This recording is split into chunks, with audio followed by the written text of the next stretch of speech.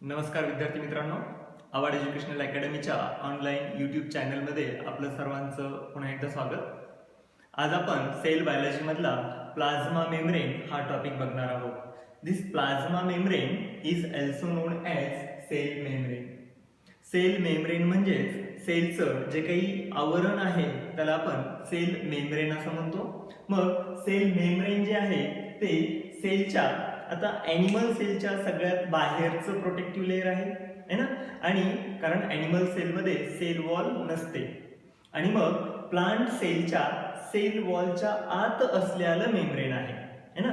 म्हणजेच plasma membrane काय आहे तर प्लाझ्मा मेम्ब्रेन असं मेम्ब्रेन आहे जिथून आता आतमध्ये कुठलंही आवरण नाहीये.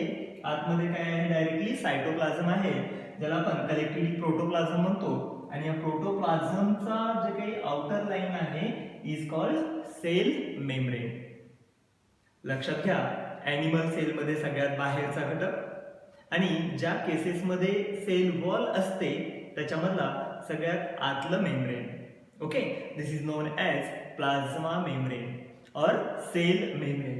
So students, this plasma membrane is very important because it creates a boundary between cell and outer environment. त्या सेलचं आणि त्याच्या बाहेरचं एन्व्हायरमेंट आहे याच्यामध्ये जी काही बाउंड्री क्रिएट केली जाते, this boundary is called plasma membrane. So it is very important. आता ह्या सेल मेम्ब्रेन हा केमिकली कसा आहे तर it is composed with lipids. बघा हा कशाने बनलेला आहे, हा मेजॉरिटी लिपिड्सनी बनलेला आहे ज्याच्यामध्ये 20 ते 79% काय आहेत, लिपिड्स आहेत. त्याच्यानंतर याच्याच मध्ये काय आहेत, प्रोटीन्स आहेत. आता प्रोटीन सुद्धा बऱ्याच प्रमाणात आहेत, दॅट इज 20 to 70% काय आहेत, प्रोटीन्स आहेत. आणि मग याच्यासोबत वॉटर सुद्धा आहे. Water is about 20%. आणि मग काही एन्झाईम्स आहेत जे आता प्रोटीन्स मध्ये आपण कन्सिडर करू शकतो. आणि थोडेसे असे काय आहेत, कार्बोहायड्रेट्स आहेत. तर कार्बोहायड्रेट्सचं प्रमाण आहे 1.5%. तर तुमच्या लक्षात आलं असेल, maximum quantity of lipids is present in plasma membrane. आणि त्याच्या खालोखाल प्रोटीन्स आहेत, मग पाणी आणि मग थोडेसे काय आहेत, कार्बोहायड्रेट्स आहेत. आता याच प्लाझ्मा मेम्ब्रेनवरती खूप सारे एन्झाईम्स अटॅच असतात, तेच प्रोटीन इन नेचरचे असतात. कालच आपण बघितलं की सगळे एन्झाईम्स काय आहेत, प्रोटीन इन नेचरचे आहेत. Like that these are the components of this plasma membrane. तर प्लाझ्मा मेम्ब्रेन कशाने बनलेला आहे, लिपिड्स, प्रोटीन्स, काही प्रमाणात कार्बोहायड्रेट्स आणि वॉटर. तर अशा पद्धतीनं this is the composition of plasma membrane. Now models of plasma membrane और सेल मेम्ब्रेन. या सेल मेम्ब्रेनचे असे 2-3 मॉडेल्स मांडले गेले किंवा ज्याला वाटलं की हे सेल मेम्ब्रेन अशा पद्धतीचं असू शकतं त्या सायंटिस्टनी ते प्रपोज केलं. मग पहिलं सेल मेम्ब्रेनचं मॉडेल देणारे आहेत डॅनियल अँड डॅल्सन. या डॅनियल आणि डॅल्सन नावाच्या सायंटिस्टनी 1932 मध्ये हे मॉडेल दिलं ज्याचं नाव आहे सँडविच मॉडेल. बघा आता sandwich means what is sandwich, मध्ये अडकलेला आहे की नाही. कधी कधी आपण म्हणतो माझं सँडविच झालं, म्हणजे काय तर दोन्हीकडनं जेव्हा ब्रेड असतो आणि आतमध्ये स्टफ घातलेला असतो, इट इज सँडविच आहे की नाही. तसं हे मॉडेल सँडविच मॉडेल नावानं पब्लिश केलं किंवा प्रपोज केलं. आणि प्रपोजर्स आहेत डॅनियल अँड डॅल्सन इन 1932. मग सँडविच मॉडेलमध्ये काय म्हणतो तो तर हे PLLP असं त्यांनी मॉडेल प्रपोज केलं. PLLP म्हणजे काय तर PLLP means protein, then lipid, then again lipid and then protein. तर या मॉडेलला सँडविच मॉडेल असं म्हटलं.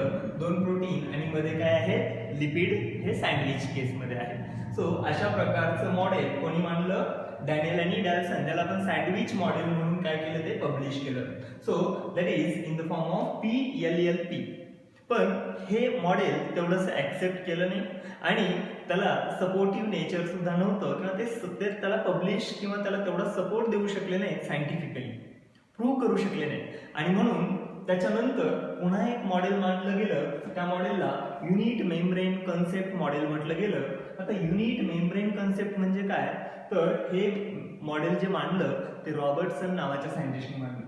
मग हा रॉबर्टसन म्हणतो इन 1959, तो म्हणतो की हे जे मॉडेल आहे त्या मॉडेलला, म्हणजे कुठलं मॉडेल, जे या सँडविच मॉडेलमध्ये होतं, या सँडविच मॉडेलच्या वर एक प्रोटीनचा लेअर आहे आणि खाली प्रोटीनचा लेअर आहे, आणि पूर्ण जे काही सँडविच आहे ते entire sandwich is covered with proteins. हे पूर्ण मॉडेल हे काय आहे, प्रोटीननी कव्हर केलेलं आहे. त्याच्या खालून आणि वरून दोन्ही साईडनी प्रोटीन्स आहेत. अशा या मॉडेलला त्यांनी युनिट मेम्ब्रेन असं नाव दिलं. फक्त एक युनिट आहे किंवा अशा बऱ्याचशा युनिटनी एक मॉडेल बनलेलं आहे, असा त्याचा कन्सेप्ट होता. पण हे मॉडेल सुद्धा तेवढंसं ॲक्सेप्टेड नव्हतं, आणि मग त्याच्यानंतर फायनल मॉडेल जे मांडलं या प्लाझ्मा मेम्ब्रेनचं, म्हणजे सेलच्या आवरणाचं, ते मांडलं सिंगर अँड निकोलसन या सायंटिस्टने. बघा, हे जे मेम्ब्रेन आहे ते कसं आहे, फ्लुइड मोझाईक आहे. यालाच मोझाईक मॉडेल सुद्धा म्हणतात. आणि मोझाईक मॉडेल 1972 साली काय केलं, त्यांनी पब्लिश केलं, रिपोर्ट केलं. सो हे मांडणारे सायंटिस्ट आहेत सिंगर अँड निकोलसन.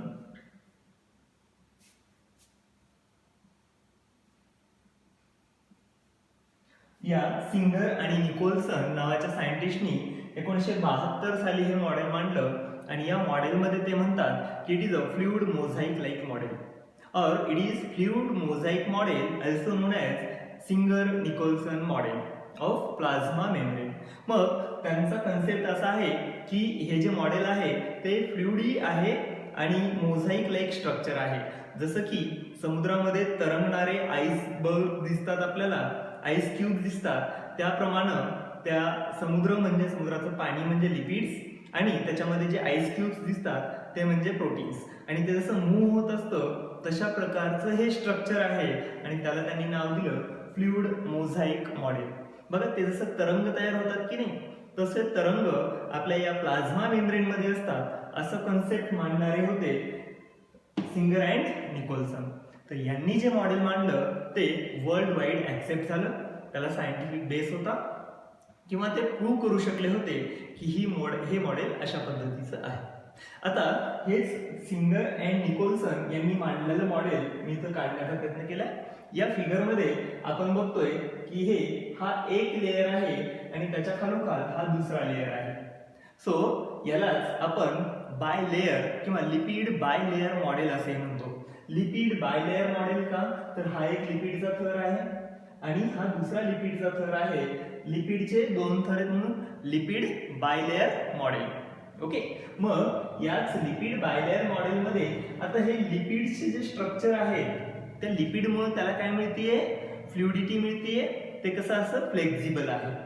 सोबतच मी मध्ये काही असे स्ट्रक्चर दाखवले आणि हे स्ट्रक्चर म्हणजे प्रोटीन्स आहेत, किंवा हे वर सुद्धा त्याला काय आहे, प्रोटीन अटॅच आहे.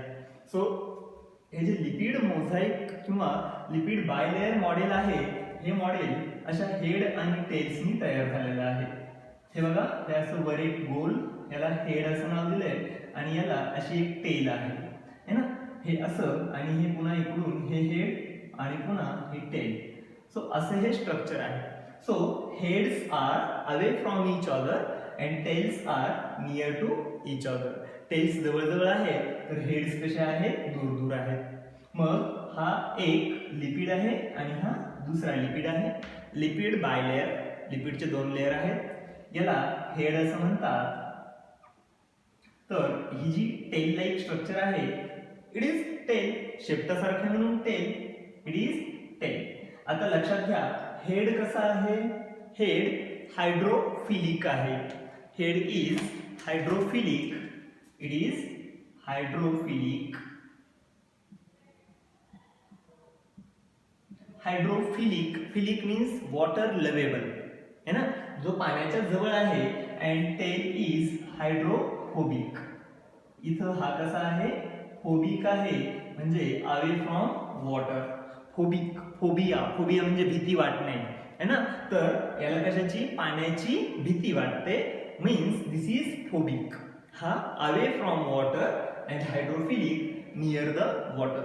बघा म्हणजे या लिपिड बायलेअर मध्ये one layer and second layer आहे की नाही. या लेअर मध्ये tails are near to each other and heads are away from each other.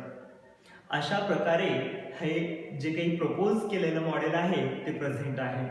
आता हे लिपिड कसे आहेत, अँफिटेलिक आहेत किंवा त्यांना आपण अँफिट्रॉपिक म्हणू शकतो, कारण हायड्रोफिलिक है ना आणि हायड्रोफोबिक असे दोन्ही रोल ते काय करतात, प्ले करतात. म्हणून हे जे लिपिड मॉडेल आहेत या दोन लिपिड्सनी बनलेलं किंवा दोन लिपिडच्या स्ट्रक्चरनी बनलेलं हे मॉडेल आहे. दोन लिपिडचे लेयर्स तयार झाले, this is one layer and this is second layer. आता या लिपिड बायलेअर मध्ये मध्येच काय आहे, प्रोटीन्स आहेत, जे प्रोटीन्स या पण एंडला आहेत आणि आतल्या पण एंडला आहेत, राईट. मग त्या दोन्ही प्रोटीन्स किंवा त्यांच्यामधून एक चॅनल आहे, सो यांनाच टनेल प्रोटीन म्हणजे बोगदा, टनेल प्रोटीन असंही म्हटलेलं आहे. आता काही प्रोटीन्स हे वर असे आपल्याला मूव्ह होताना किंवा वरच्या साईडला अटॅच असलेले दिसतात आणि काही प्रोटीन खालच्या साईडला अटॅच असलेले दिसतात. सो हे जे वरचे प्रोटीन आहेत की नाही, जे आउटर साईडला किंवा आउटर सरफेसवरती जे प्रोटीन्स आहेत यांना किंवा हे एकदमच वर अटॅच झालेले आहेत, सेलच्या मेम्ब्रेनच्या आतमध्ये न घुसता ते फक्त सरफेस वरती प्रेझेंट आहेत. These proteins are called extrinsic proteins. Extrinsic proteins म्हणजे काय, एक्सट्रिन्सिक म्हणजे वरनं अटॅच झालेले. आता मला सांगा, हे जर मेम्ब्रेन कन्सिडर केलं तर या मेम्ब्रेन वरती हे प्रोटीन आहे आणि हे फक्त वरवरचं आहे, तर हे इझिली रिमूव्हेबल आहे की नाही, it can be removed very easily. म्हणून हे एक्सट्रिन्सिक प्रोटीन्स असतात, ते इझिली रिमूव्हेबल असतात. मग काही प्रोटीन्स हे कशा आहेत, इंट्रिन्सिक प्रोटीन्स आहेत आणि हे इंट्रिन्सिक प्रोटीन्स आतमध्ये एम्बेडेड आहेत. आतमध्ये म्हणजे कुठं, तर लिपिड बायलेअरच्या मध्ये. आणि मग हे मात्र प्रोटीन्स इझिली रिमूव्हेबल नाहीयेत.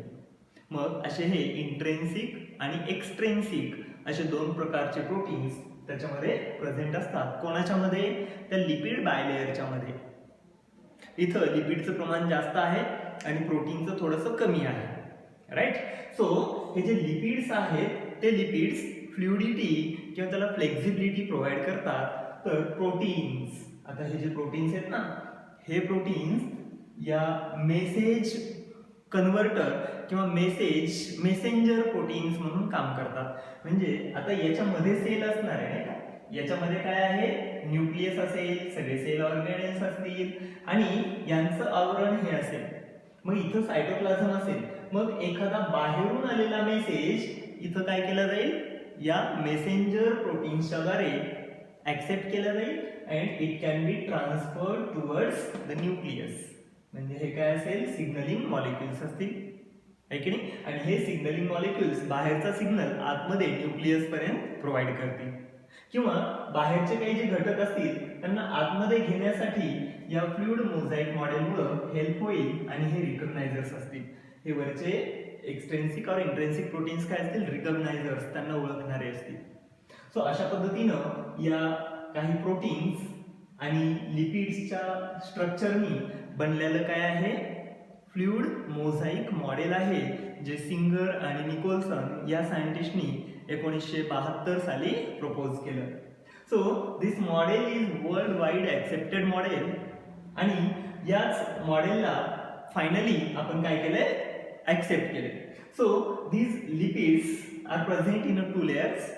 Heads are at outer side or inner side and tails are nearer to each other.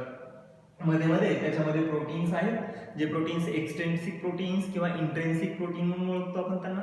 आणि सोबतच काही टनेल प्रोटीन आहेत जे थ्रू आउट द मेम्ब्रेन काय प्रेझेंट आहेत. सो अशा पद्धतीचं हे जे मॉडेल आहे त्याला म्हणायचं फ्लुइड मोझाईक मॉडेल. मग हेच मॉडेल जेव्हा मायक्रोस्कोपच्या, इलेक्ट्रॉन मायक्रोस्कोपच्या खाली आपण बघतो त्यावेळी समुद्रामध्ये असे आईस ब्लॉक्स असलेले स्ट्रक्चर आणि ते थोडंसं मूव्ह होणारं स्ट्रक्चर आपल्याला दिसतं, त्याला म्हणायचं fluid mosaic model of plasma membrane. आता हे प्लाझ्मा मेम्ब्रेन सेलला प्रत्येक सेलला प्रेझेंट असतं सायटोप्लाझमच्या एकदम चिटकून. म्हणजे हा सायटोप्लाझम आहे की नाही, आणि या सायटोप्लाझमला हा कव्हर केलेलं काय आहे, प्लाझ्मा मेम्ब्रेन. मग या प्लाझ्मा मेम्ब्रेनमुळे काय होतं, तर प्रत्येक सेलचं प्रोटेक्शन होतं. आता आपण या प्लाझ्मा मेम्ब्रेनचे काय बघतो ते फंक्शन्स बघतो ते. मग या प्लाझ्मा मेम्ब्रेनमुळं सेलचा जो सायटोप्लाझम आहे तो काय केला जातो, प्रोटेक्ट केला जातो. This membrane is selectively permeable. Selectively permeable म्हणजे काय, तर काही ठराविक गोष्टी ज्या सेलला आतमध्ये लागणार आहेत किंवा सेलमधून काही गोष्टी बाहेर टाकण्यासाठी हे सिलेक्टिव्हली परमिएबल असेल. ठराविक गोष्टी आत येऊ शकतील किंवा ठराविक गोष्टी बाहेर जाऊ शकतील, है ना. सो याच्यासाठी हे मॉडेल काय आहे किंवा हे प्लाझ्मा मेम्ब्रेन युजफुल आहे. पहिलं प्रोटेक्शन, दुसरं ट्रान्सपोर्टेशन, तिसरं याच्यावरती जे प्रोटीन्स आहेत ते सिग्नलिंग मॉलिक्यूल म्हणून काम करतील आणि रिकॉग्निशन मध्ये हेल्प करतील. मग जर या WBC ला हे असेल, WBC म्हणजे काय, आपल्या श्वेतपेशी, ज्या सैनिक पेशी म्हणून ओळखतो. मग सैनिक पेशींना फॉरेन सेल्स आणि आपल्या सेल्स, बॉडी सेल्स यातला फरक कसा कळतो, तर हे जे रिकॉग्नायझर्स आहेत किंवा सिग्नलिंग मॉलिक्युल्स आहेत किंवा मेसेंजर प्रोटीन्स आहेत यांच्यामुळे काय होतं, त्यांचं रिकॉग्निशन होतं. म्हणून हे प्लाझ्मा मेम्ब्रेन त्या याच्यामध्ये सुद्धा आपल्याला काय करतं, मदत करतं to recognize the our bodily cells और foreign cells, right. So these are the functions of plasma membrane. आणि काय काम करतं हे प्लाझ्मा मेम्ब्रेन, तर प्लाझ्मा मेम्ब्रेन हे कसं आहे, फ्लुइड मोझाईक, म्हणजेच ते लवचिक असल्या कारणानं सेलचा आकार पाहिजे तसा काय होतो, बदलू शकते सेल. किंवा जरी त्या सेलवरती कुठं प्रेशर आलं तर तेवढ्या पुरतं ती दबते आणि पुन्हा ती नॉर्मल पूर्ववत साईजला येऊ शकते. सो त्या केसमध्ये सुद्धा हे फ्लुइड मोझाईक मॉडेल त्या सेलला काय करतं, मदत करतं. किंवा सेलमधून बल्क अमाऊंट मधून काही गोष्टी बाहेर जाण्यासाठी ते सुद्धा काय करतं, याच्यामध्ये हेल्प करतं. मग काही प्रोटीन जेव्हा याच्या बाहेर जाणार असतील तेव्हा फ्लुइड मोझाईक मॉडेल मधनं ते आरामात काय होतील, त्या फ्लुइड मधनं बाहेर जातील त्या मोझाईक मॉडेल मधनं आणि इझिली त्या गोष्टी सुद्धा काय होतील, कंडक्ट केल्या जातील. सोबतच जेव्हा आपल्या न्यूरॉन सेल्स आहेत त्या न्यूरॉन सेलमध्ये इम्पल्स इंडक्शन मध्ये सुद्धा हे प्लाझ्मा मेम्ब्रेन हेल्प करतं. म्हणजेच त्या इम्पल्स इंडक्शन म्हणजे त्यांचं ऍक्शन पोटेन्शियल, त्यांच्यामध्ये आलेली ऍक्शन पुढे कंडक्ट करण्यासाठी सुद्धा हे प्लाझ्मा मेम्ब्रेन मदत करतं. सो हे असे या प्लाझ्मा मेम्ब्रेनचे काय आहेत, वेगवेगळे फंक्शन्स आहेत. आता हे प्लाझ्मा मेम्ब्रेन सेलला तर प्रेझेंट असतंच, पण युकॅरियोटिक सेलमध्ये सेल ऑर्गॅनेल असतात आणि त्या प्रत्येक सेल ऑर्गॅनेलला हे फ्लुइड मोझाईक मॉडेल प्रेझेंट असतं. म्हणजे जसं सेलच्या आउटर साइडला हे प्रेझेंट असतं, तसंच त्या आतमधल्या मायटोकॉन्ड्रिया असेल, क्लोरोप्लास्ट असेल किंवा न्यूक्लियस असेल किंवा ER असेल, एंडोप्लाझमिक रेटिक्युलम, यांना सुद्धा काय आहे, हे प्रेझेंट आहे. ओके. मग याच पद्धतीनं प्रत्येक सेल ऑर्गॅनेल सुद्धा काय आहे, सेपरेट झालेला आहे आणि म्हणून सेल ऑर्गॅनेल आणि सेल यांच्यामध्ये काय राहू शकते, एक बाउंड्री तयार होते. म्हणून सेल ऑर्गॅनेल इंडिव्हिज्युअली त्यांचे कामं पार पाडतात आणि सेल त्याच्यामध्ये इंटरफेअर न करता ती तिचे कामं पार पाडते. So this is the border. आणि कशी बॉर्डर आहे, फ्लेक्झिबल असलेली, मेसेज घेऊन जाणं, मेसेज घेऊन येणं, काही गोष्टी बाहेर जाणं, काही गोष्टी आत घेणं, या सगळ्या गोष्टी याच्यामध्ये कंप्लीट होतात.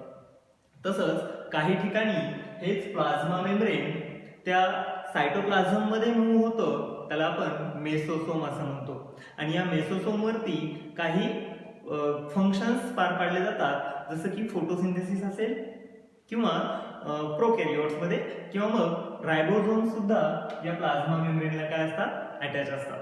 म्हणजे भरपूर सारे एन्झाईम्स वगैरे या प्लाझ्मा मेम्ब्रेनला अटॅच होऊन त्याच्यावरती खूप सारे रिॲक्शन कंडक्ट होतात. अशा पद्धतीचं हे प्लाझ्मा मेम्ब्रेन आहे आणि हे त्याचे फंक्शन्स आहेत. सो खूप महत्त्वाचा असलेला हा प्लाझ्मा मेम्ब्रेन आहे, ज्याला आपण फ्लुइड मोझाईक मॉडेल म्हणतो किंवा singer and Nicholson model of plasma membrane म्हणतो. तर याच्यावरती नीट मध्ये सुद्धा क्वेश्चन विचारले जाऊ शकतात. तर मुलांनी आतापासूनच म्हणजे 8वी 9वी पासूनच याचं प्रिपरेशन चांगल्या पद्धतीने करायचंय, जेणेकरून आपण ते मार्क काय करू, आपण सिक्युअर करू. So this is the model of plasma membrane.